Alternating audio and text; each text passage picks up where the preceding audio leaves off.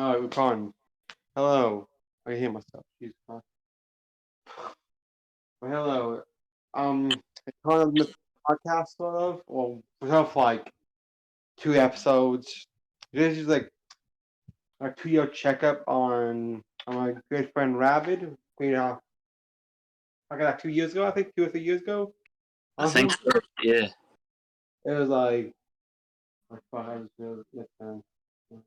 You asked me to do it in the middle of the pandemic. I think like late 2020. I'm pretty sure because I remember we talked about the fucking like, I ain't gonna pay just kind of get the monetizes a month. But after the AEW stuff, the AEW was NXT I think at that time. We know the huge wall. Yeah, we did talk about that. I think we talked about. I don't remember what I said in that, but I will say my opinions have changed in the form of that. But yeah. All right, so for 5 questions, this is an answer-based one. The next one, you really care. I do the second one. It will be a sort of media kind of. It's kind of me now and all stuff.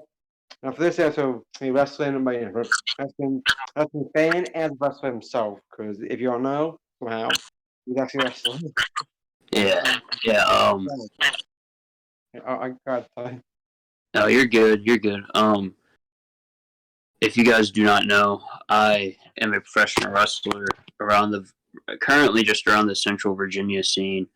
I go by my real name, Drew Toney. I'm one half of a tag team known as the Stunners with a guy who has been my best friend since probably one of my best friends since probably the third grade. So I guess 10, 11 years. And that's Johnny Vega. Yeah, it's still pretty cool and pretty crazy that we're an actual tag team instead of talking about it. I mean, I'll talk about it later, but right now, I'm gonna start. I think the most interesting part is being instead of last, let's start off. Now, start off.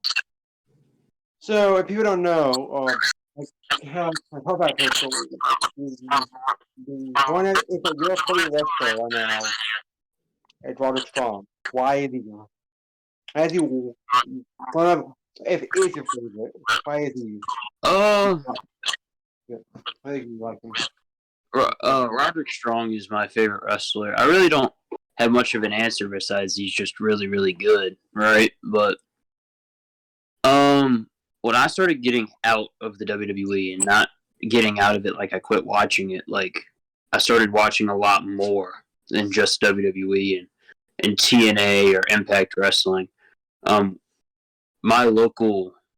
of my local channels, like you got you get a local station of like CBS, Fox, ABC, stuff like that. My local ABC was showing Ring of Honor every Saturday at I believe it was 11 o'clock in the morning, and they'd show it again at 11 at night. But I started tuning in around Final Battle 2014, so maybe late October, early November, they were building to Final Battle. And one of the guys I really liked was Roderick Strong.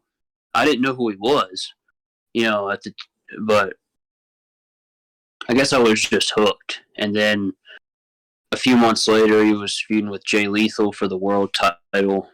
They had a 60-minute draw, 60-minute time limit draw at Death Before Dishonor in 2015, I think.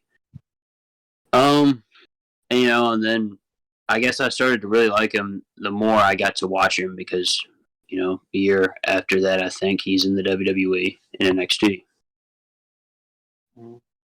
So I'm not a strong fan yourself. How excited were you when you heard, he's going to NXT? How excited were you when you heard that? I was pumped. Around that time is when a lot of guys from the independent circuit were going. The first one that I could think of course, like was in 2009 when like, and even back then, even back then when like CM Punk signed, but they really weren't taking a lot of independent guys when they signed CM Punk. And then they started from 2006 to like 2012, 13. They'd get a few guys like Seth Rollins, who was Tyler Black, Claudio Castagnoli, Chris Hero, Sami Zayn, even. I think he was 2013, and then Kevin Owens, but then they had Pac, and Adrian Neville, and Finn Balor. They're signing all these guys, and around that time was when guys like Austin Aries was going, which he's a whole other thing. Yeah. I don't know him personally, so I'm not gonna get into that. But Austin Aries, right, was great. Like the whole thing was he was the greatest man that ever lived, and he was one of the best wrestlers in the world. And then they had guys like James Storm was supposed to sign, and he went back to Impact. Bobby Roode, Andrade. So around that time, they were really going after these indie guys, and Roderick Strong, because he's not the tallest guy, neither am I. And he's just a good wrestler, right? Mm-hmm. He let his wrestling do the talking for him. I think that was what's pretty cool. And there are a lot of wrestlers like that, but I don't know. He's just my guy. So like, obviously, Rock Strong, when he debuted, he was kind of a push in the Undisputed. Like, what's your opinion on him in the his time in the Undisputed era? It did wonders for him. So I remember. I'll get to the Undisputed Era thing, but he debuted with Austin Aries in the Dusty Cup, the Dusty Rhodes Tag Team Classic, which is a tournament they do. It's usually it's whoever wins the Dusty Rhodes Classic gets a shot at the NXT Tag Team titles. It's a great thing they do, but he debuted in that. They lost. Austin Aries went 205 Live, and then they made Roderick Strong like a babyface. And they started building him up, and he feuded with Bobby Roode. And I was like, oh, man, he's going to get that NXT title, right? Mm-hmm. Well, he didn't even get the takeover match of the month against Bobby Roode. He was the TV filler feud, which I was so upset about. And now I get it, because Drew McIntyre was money. He still is. Yep. And then they just kind of like, I guess he was just floating around until Undisputed Era came in, which they're another set of my guys, Adam Cole, Bobby Fish, Kyle O'Reilly. They put them together, which they were also in Ring of Honor, so they were starting to pile in some Ring of Honor guys. Yeah. And then they had the Dusty Cup again in 2018, which I mean, I don't want to build this up this entire thing, but Roderick Strong was teaming with Pete Dunne. Undisputed Era were the tag team champions at the time. This is around the time Bobby Fish tore his ACL, and they were going to do a triple threat tag with Authors of Pain. That was the other team. That's when Roddy turned, or Roderick Strong. I don't know if he really... I'll call him Roddy. It doesn't really matter. That's when Roddy turned on Pete Dunne. He joined Undisputed Era. And I thought it did wonders for him. He's a better heel or bad guy. If anybody watches this and listens to it and they don't know what these insider terms are. And I feel like on a spot like this, it's okay. You know what I mean? I have a different opinion if you're in front of the camera on TV. I'm not a really big fan of that, but I thought it did wonders for him. He's a better heel than he is a babyface, which is good guy. For vocab lesson there, for inside terms, if you didn't know. I'm sure everybody who's going to listen to this knows. But Yeah, I thought it did wonders for him. Him and Kyle O'Reilly were a really good tag team, and they're putting on bangers, man. With Oni Lorcan and Danny Burch. I think that was at the Chicago Takeover 2018. Mustache Mountain, they did that shoot 3 times in the span of a couple months.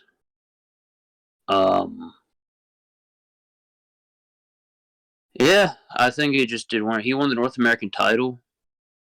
That really elevated him. And then, you know, I think Undisputed Era also just kind of did its time, and it was just time to move on. But Undisputed Era was like my thing for the longest time, and I know I'm not alone. They were very popular. So, Like, there's a lot of people who had Undisputed Era T-shirts, I believe. I've seen like all video like NXT shows. I Like, I think I have just about all of them. Now that I'm thinking, I don't have the. You remember the one? You probably remember this. You may not, because do you remember like right after Cole won the NXT title, they had that yellow shirt that had the little black Undisputed Era thing, like the Undisputed Era logo. I don't have that shirt. And you wish you would have that. And it's like, oh well, that is mount. Well, I think that's the only one I'm missing out of their shirts. But speaking of Roddy and factions, Diamond Mind. Depend on that. I was really hyped for it when it happened. I was like, well, number one, I just missed him. You know, that sounds a little strange, but I missed him on NXT, right? I was really wondering. I was like, man, where's he going to let it go? What's going on? Like, he was gone for a few months. And then Diamond Mine came back, and it wasn't in the same form as it was supposed to be, is what the rumors say. And I thought him and Malcolm Bivens was a good idea. Because I think Roderick Strong thrives when he can do the wrestling and somebody can do the talking for him. Yeah. Malcolm Bivens or Stokely Hathaway now, and he was Stokely Hathaway before WWE, but he is a great talker. He understands his job. Yeah. And with Roddy's a good idea. And I like Tyler Rust. So I was really sold on it, and then it just kind of crumbled. You know what I mean? Yep. And I don't think that's to no fault of the Creed brothers and Ivy Nile. They were put in this group after because there were so many things that happened. Like Tyler Rust got fired a couple weeks, and that was just so weird and odd. But yeah, it had a lot of potential. I'm happy he won the Cruiserweight title out of it. His reign was whatever, in my opinion. But and I mean, if you talk to anybody else, you might get a worse opinion. Not a worse opinion, but a more, what's the word? A more, I guess, they'd be more upset than I am right now. His reign went through. Well, his reign was at the beginning of 2.0, so yeah. Probably for blabbing. You know, I'm trying to think as I answer these questions because yeah. And now, and that's like I said, to no fault of the Creed brothers. I think the world of them and Ivy Nile, who I think is gonna find herself, and I hope she does. Tatum Paxley is with Diamond Mine, to no fault of her either. This was just, fortunately, something that happened, and it's okay. I mean, this is a business, and I guess people with a bigger payday than me, of course, I'm not even there. Just decided it wasn't going to work. I don't know. It's not really my call. I don't know. You know this before. In private. I do PC normally. Mm-hmm. There was something how Roddy Strong is not on TV. Yes. Like, what I think will happen? I think he'll show back up. I think he'll hit a contract if it is coming up. I've thought about this. You know, of course, when your favorite's not on TV for since September. And you know, as at the end of the day, you know, being a fan is being a fan. But understanding this is a business and these are human beings and all of that, I just hope he does what's best for him. Whether that's he stays in NXT or he goes elsewhere. Yeah. If he does what's best for him and his family, that's all I can ask for. Because, you know, like I said, this is a business, and I think he's at the point. And I mean, I don't know him, so I don't want to make any suggestions, but you know, he'll do great wherever he goes. Alright, so another I don't know. I had a pre-planned this question just so I didn't have that I didn't touched up.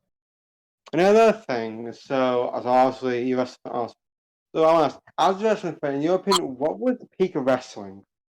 Like you as a fan, like you will mention it.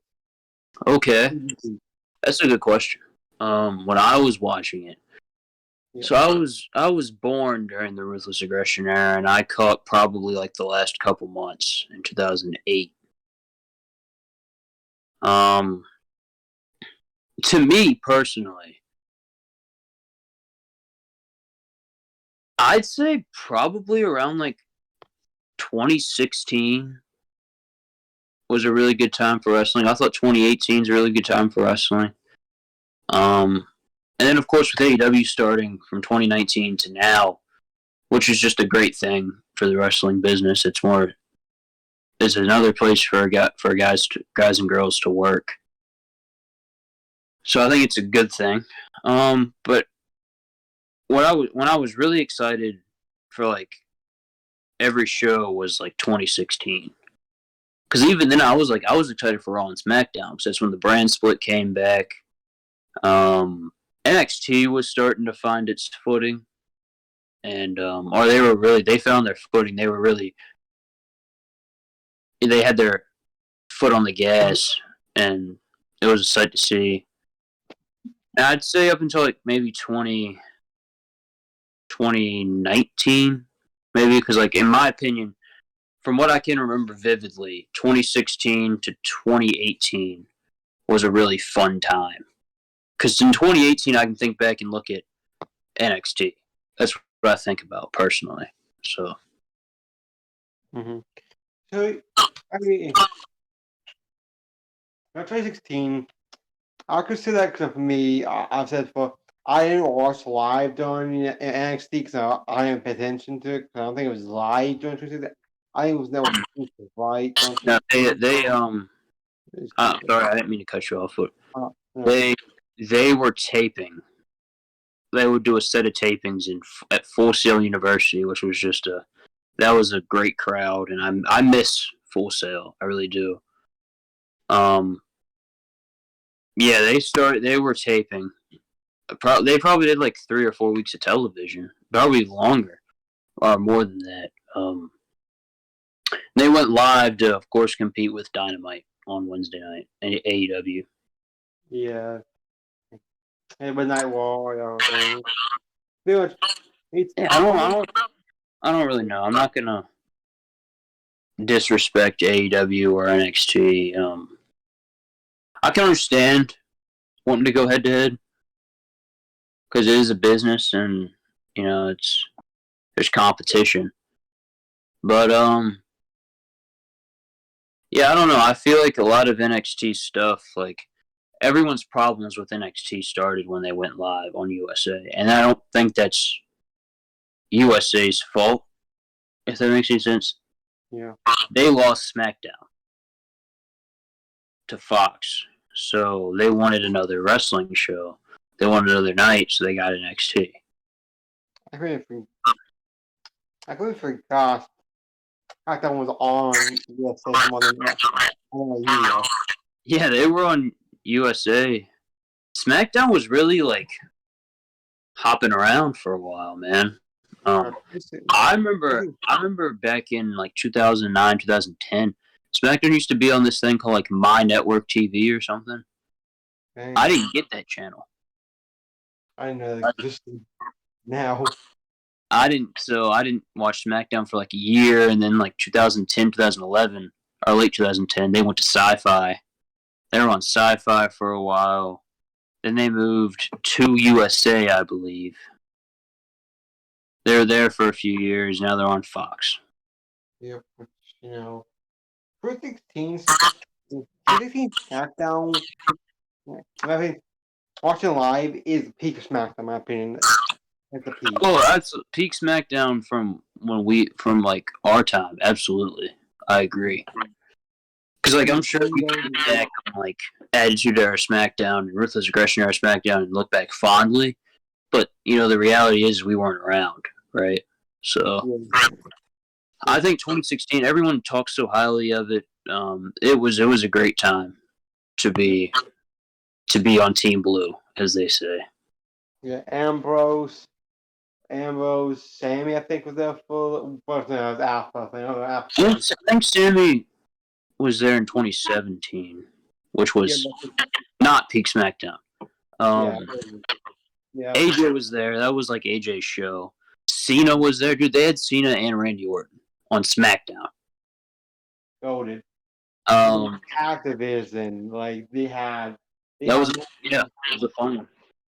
Mega Alpha was the peak acting at that time. I was this is a completely off topic because they were in NXT around 2016, but Takeover Dallas. I listened to a little bit of Dax Harwood's podcast when he talked about the revival on WWE, FTR versus American Alpha at NXT Takeover Dallas, WrestleMania weekend in 2016, and how I don't remember the match vividly. I watched it, but Dax Harwood spoke very highly of that match, and it was a great. Yeah, I remember it being very, very good. Yeah, he talked that match up. So if you have the chance, I'd watch that. I mean, I probably will. I'll watch like, old stuff, like old stuff. That hadn't passed. Old stuff and good in quotation marks, I guess. But yeah. Well, it is the past. It's not very old. You're making me feel old when you say that's old. But yeah, it was. That was a really fun division SmackDown. They had American Alpha. They had Heath Slater and Rhino. They were the first tag champs. I still had no reason because it did. I don't think it was meant to be. I think that Heath Slater to his talent is what really got that rolling. And who else was on there? Did I say Fashion Police? No, but for us, it was awesome. They were there. They were there on SmackDown. The Usos, the newly turned heel Usos. It was awesome. The New Day, I think, a little bit. The Raw. I think New Day was Raw, because I remember New Day was tag champions around that time. Yeah, Raw. I don't remember. Though. They were on SmackDown for a good while, but they're also on SmackDown now. So Ascension with them. They existed. They always. The Ascension. Yeah, they existed. Tell you what, I remember the Ascension being a big deal in NXT. They were, I think, I don't know who broke this record, but they were the longest reigning NXT Tag Team Champions for a long time. They're undefeated. They were undefeated, I think, until Finn Balor and Hideo Itami, Kenta, faced them, I think, at our Evolution, which was the takeover that Sami Zayn won the NXT title. And Kevin Owens debuted. Bro, bro debuted Anton Hill on the Same same point. Yeah, he wrote it. they fast tracked him, and they had every right to. He's great. The the longest tag team title reign is still the Ascension with 360 one day of the year, one day off a year. It's 364. I'm sure the Undisputed Era, if you count all of their reigns, has probably beaten that. Yeah, we know. But in one reign, the Ascension held the titles for that long. Yep. And they were undefeated. Then they went to the main roster, and I guess they just crumbled, man. I don't know. It's about them because, bro, they debuted and then did nothing. They had a really cool look. Yeah. And I really liked their theme song, which was so generic, but it worked for them. So, how I remember, the thing who did on Raw when they debuted was getting beaten up, join Stardust, and getting beaten up again. It was trouble. So I'd say, but in character than Yeah. I mean, I understand that statement. They really, I'm kind of shocked they didn't win the tag belts on the main roster. I thought they were gonna immediately go get them, but I guess not. Oh well. Some wrestlers are just not part of that. It's not yet. Not everybody can be world champion. Not every tag team can be tag team champions. Not every woman can be women's champion. Yeah. That's just the nature of the business. It is what it is. I tell you what. Alright, so here's 316 SmackDown Women's Division. What's your opinion on that? That hour. They have Becky Lynch, Carmella, fucking, Natalia, Nikki Bella, I think. Yeah, just Nikki. Nobody was, on.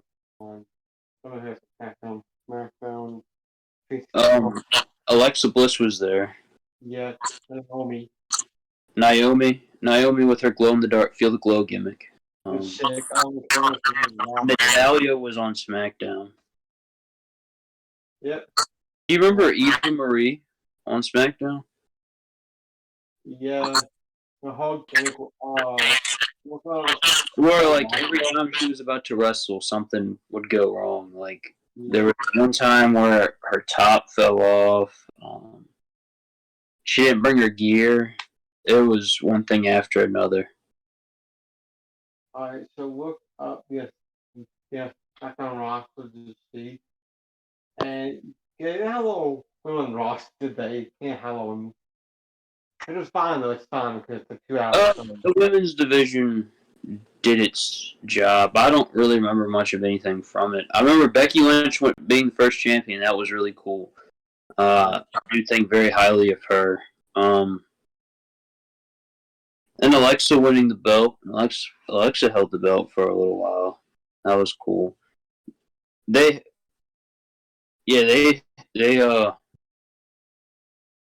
used their call ups in that women's division, which I can appreciate.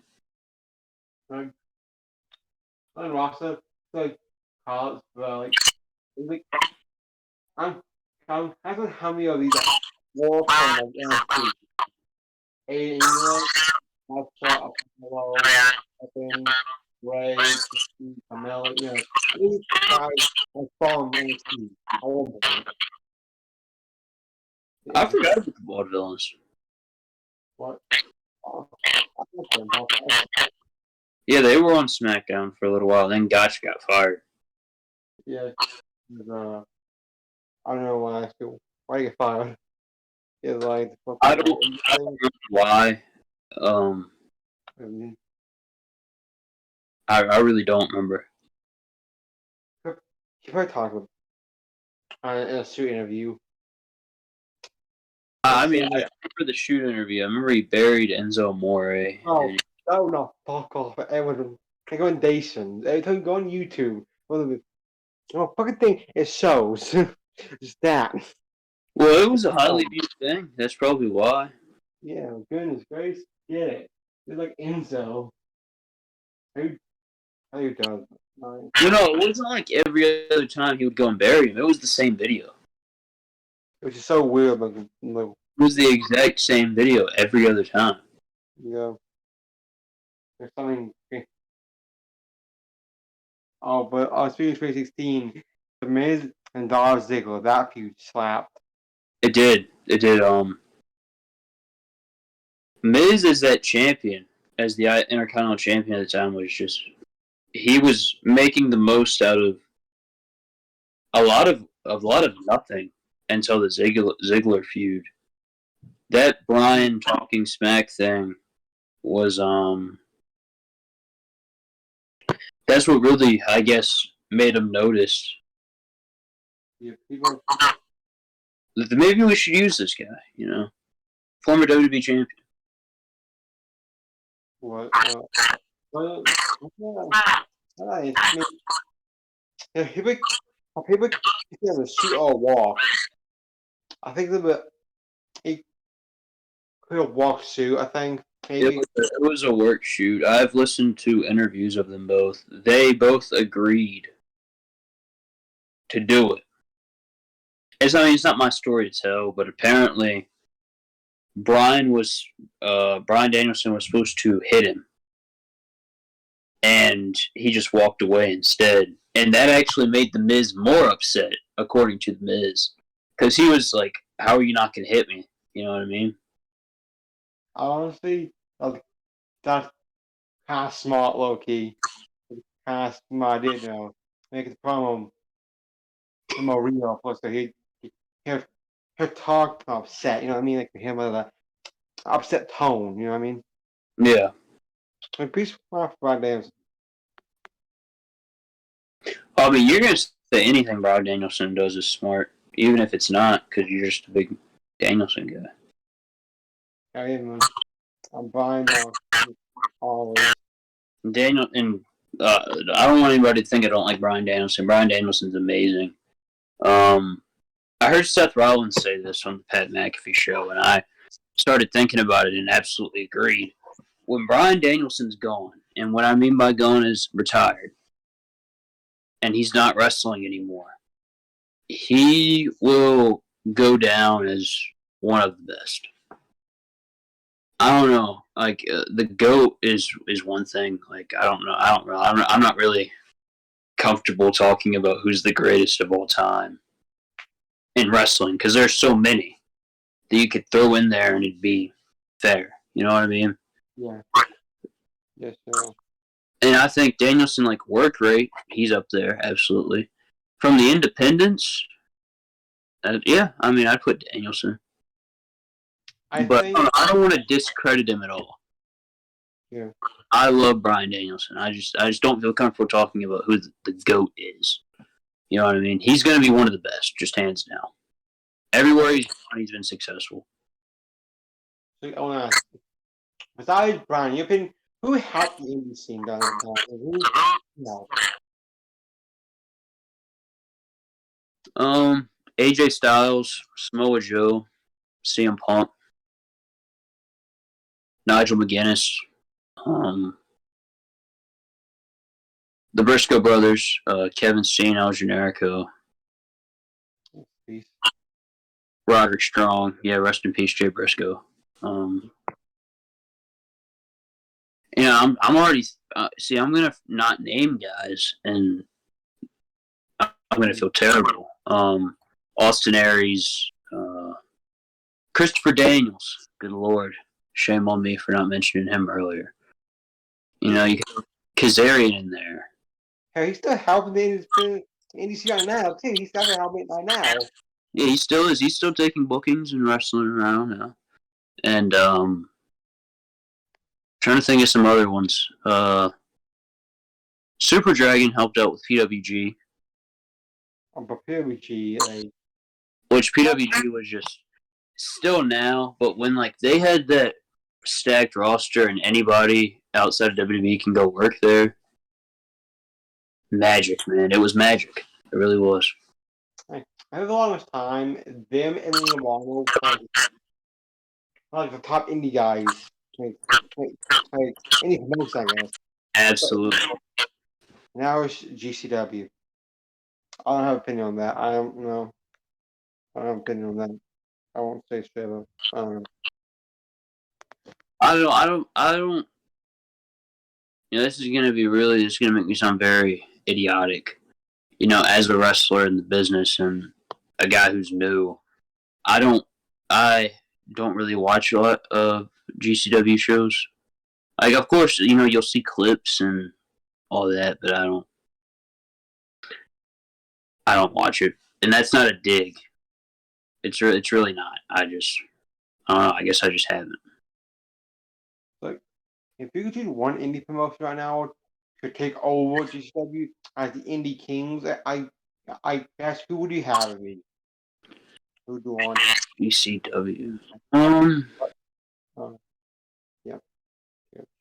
As the indie, so pick any company, and they will be the next top. They'll be the best indie promotion. The top, yeah, top. Not the best, but top indie promotion. Top. Okay. I think PWG. I'd like that to go back there. I don't really know how consistent PWG runs anymore. And here's the thing: he won't get a streaming service. Why would he not do that in current year, 2020? It's so stupid. It might just be that's just the magic of PWG. Because you got to wait a little while for the DVD. You know what I mean? But so you got me here. Freelance is a good one. Shout out Robbie Reeves. Make his debut soon. AAW. They're another Midwest one. I would like to see. House of Glory is pretty big, right? Yeah. From Northeast.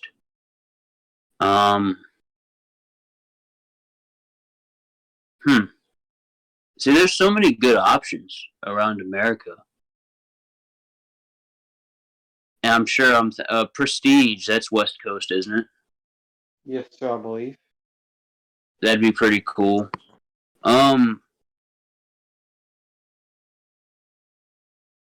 I'd like to see.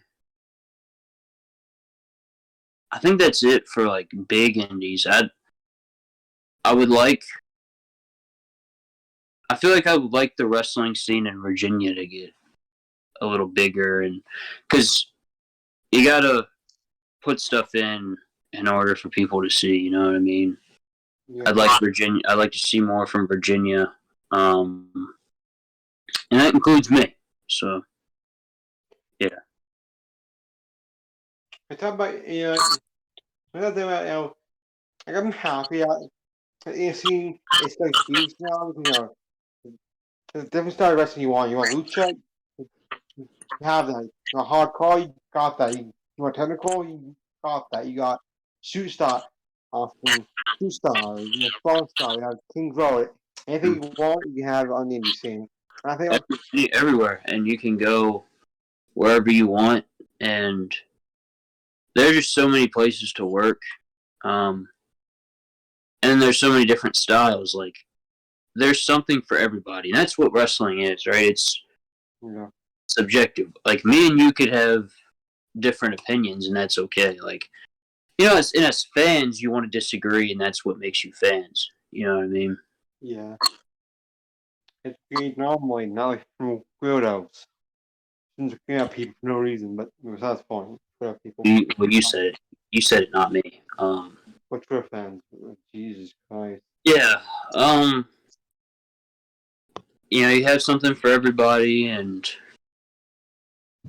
there's just so many places for guys to work. It's a fun one. Yeah. Oh, I'd like to see, because Vince Torres has shown me some Sanctuary stuff, which give Vince a check out. He's in my opinion, a nice guy. You might think differently, and so will other people, but in my opinion, he's a good dude. He's helped me out. And yeah. I am the Ronin, built from your civil war! Yeah. And I mean, Glory Pro, you know, I'll sneak that in for the O'Neill brothers. Yep. To an unknown battlefield. But no matter the arena, the brothers always meet and destroy their expectations. Anyways, but yeah, you know, speaking of that, a good segue into the wrestling, maybe the wrestler type questions. Alright, the first question I have, because I believe I asked this before, but no one else knows this, I don't think, is why did you choose Bon Jovi as a theme song? I mean, why wouldn't you choose Bon Jovi, right? So I've told a few people this story. I think I've told you because you've asked off air. When me and Johnny Vega, I won't use his real name. I almost slipped there, but when me and him were talking, because when we started training, our trainers had already said you guys are going to be a tag team, right? Because of how long we've known each other and how well we get along and all that stuff. But we were talking, it was like, dude, we need a theme, and we were going over stuff, and we were listening to like metal. Metal didn't really fit us. We listened to a little bit of rap that didn't really fit us. But we were really stuck on like 80s, 90s rock. And I was like, and my mom, this is a big reason why I chose Bon Jovi. My mom is a big Bon Jovi fan. Her ringtone is It's My Life by Bon Jovi. And I didn't want to use that. I thought that one was a little, I guess, overdone. So is our theme, You Give Love a Bad Name, but I like You Give Love a Bad Name more too. So I don't even want to use the overdone thing, because You Give Love a Bad Name is probably like top 3 of his hits. Of their hits, their band, I think. Well, you know, crud. Crap. Yeah, I told Vega, I was like, man, we should use You Give Love a Bad Name by Bon Jovi. And he wasn't really into it. Not into the song. He just didn't. He's like, I don't know if it's a walkout theme, like an entrance theme. And I was like, okay. So we used I Hate Myself for Loving You by Joan Jett. I used it for 2 shows because I wrestled a singles match at our debut show. I used that, and then we used it in a tag match against the Guard. And then we were like, man, there's something else we got to use. Like, this is like, I love I Hate Myself for Loving You. I think it's a great song. I was like, man, there's like something that we could use, and it's got to be something. And the day before we used the theme, he called me and You Give Love a Bad Name came on the radio, and he was like, Drew, I was wrong. We got to use it. I was so happy to hear it. So I was like, let's go. All right. So we used it, and the rest is history, pretty much, man. Everybody that's watched the match or was there said that was just a great idea to use that song. Somebody I went to school with texted, and they were like, they had 3 bullet points. And the first one was, I love that you came out to You Give Love a Bad Name. That made me so freaking happy because I wanted to use that so bad. Like, how huge did your mom pop for that? Is he a into one of your shows? I don't know if she had. So How big was he? she has been to all of the shows that I've wrestled on. As you know, I'm not tech savvy, so my mom helped me out to get my theme because we had to get it on a flash drive and take it to the guy who does the music. All right. Yeah. And I was like, Mom, we have a theme. We have a new theme. And she's like, you guys want another theme? Like, you guys just got on show. Like, you just got on shows. I was like, Mom, it's Bon Jovi. She stopped, smirked a little, and went, "What song?" That's so I said, "You give love a bad name." She said, "All right, I'll do it." I was like, "Yes." Hey, good mom you have. Just proud of. Yeah, I love my mom. I love my dad too. I wouldn't be where I am without them being my parents. So on to the wrestling aspect, I guess. And you were training. I want to ask, what was the kind of moves you taught? My favorite move to be taught. Yeah.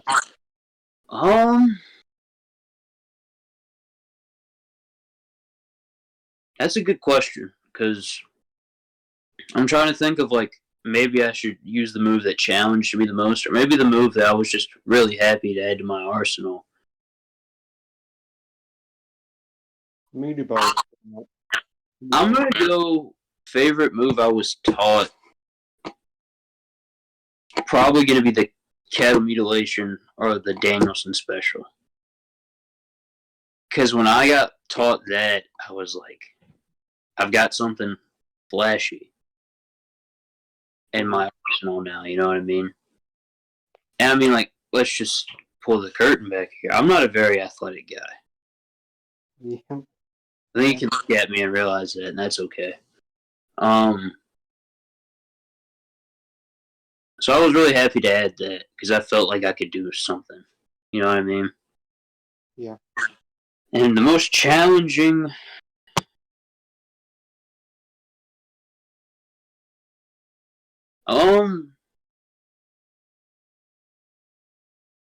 I haven't been taught a lot of things that I've never tried to do a pile driver or something like that. But I'll tell you this. Something that I've had to work on, and it's so simple that you probably like until you got taught it, you wouldn't think about it. I was a slow learner learning an arm drag. Very slow learner. I mean, that would be hard, yeah. Cause, time it makes sure you throw your opponent over. Wrestling's timing, and then you have and there's like a certain way you get taught to kind of land and base yourself so your opponent can go over and like you don't get caught up or anything. Mm. It's a timing thing. Yeah, I'm still learning, and I want to learn other moves and just see how I can do. I really enjoy doing snap suplexes. They're nice. I have a lot of work to do on my back suplexes, and I've never done a German suplex, but I've taken a German suplex.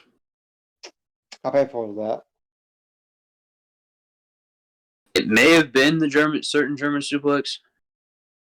It wasn't as bad as I thought it was going to be, but they do not feel good. No. Is that? I'll say with that. Why is the worst one we've done ever? Worst one I've done ever? Yes. Ooh.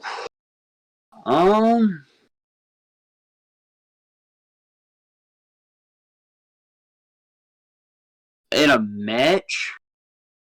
Or training, give you either one. Oh,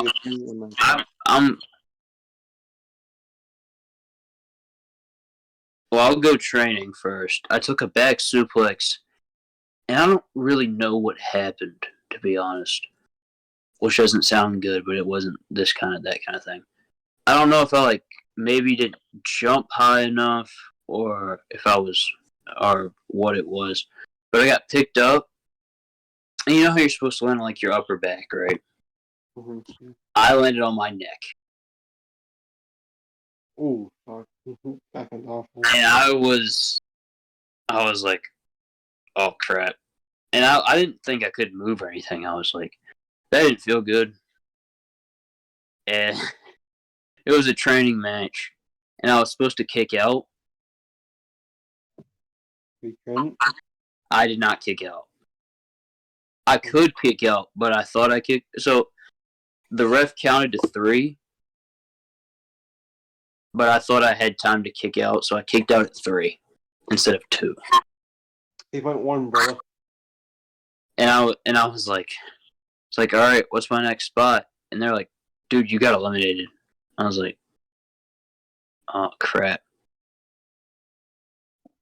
And I told him, I was like, I'm sorry, I thought I kicked out. And my dad, who was there, was like, you kicked out at about 5. Damn. But in a match, I come back to this. Like, I've taken a package pile driver in a match. That might be up there. But I also want to kind of tell this story. In my first match, singles match, I wrestled Sid Meier's, and I was going for a snap suplex, right? Yep. I couldn't get him over, and he got himself out, and he like pulled me in and did like a side effect. Yeah. And